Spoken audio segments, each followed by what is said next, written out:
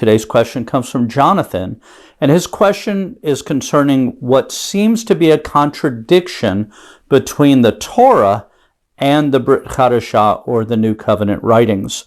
This contradiction comes from Genesis chapter 46, also Exodus 1 and Deuteronomy 10.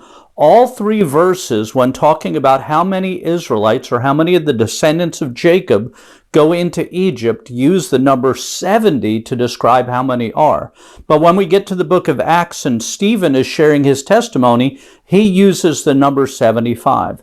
So the question is, which is right, the Jewish counting from the Torah or the Christian counting from the New Covenant?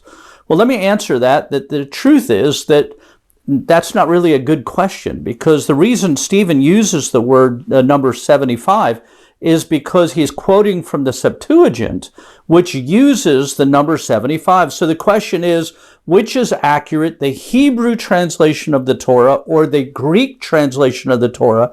And the Greek translation of the Torah is what's quoted by Stephen in the New Testament. So the answer to the question is they're both accurate.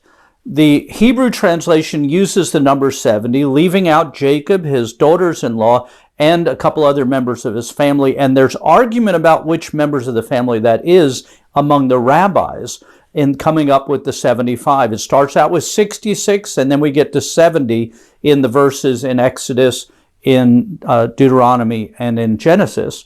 And then when we get to the Septuagint, it translates it this: Genesis 46, 26 through 27.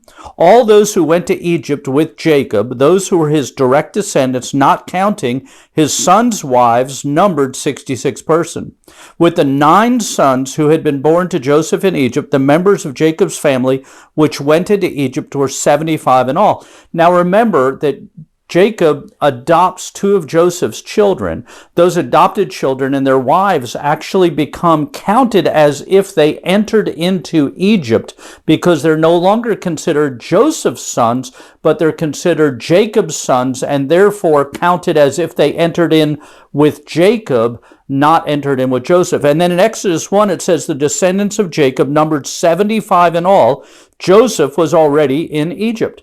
So when we look at the count, it's not a question of is the Christian Bible right versus is the Jewish Bible right, but is the Hebrew right versus the Greek? And the truth is they're both right. They just use a different reckoning or counting by including family members in the Greek count that are not counted in the Hebrew count in the same way. I hope this answers your question. If it does, I hope you'll share it with other people, because the truth is there are no discrepancies between the writings in the New Testament and the writings in the Torah. If there seems to be something that doesn't match up, it's because we're not understanding it the way it should be understood. And the Torah, the Hebrew, is what starts out as our platform, and then we have to figure out why the Greek would make it different. Thank you so much for tuning in. I hope this has been a blessing. Thank you again, and shalom.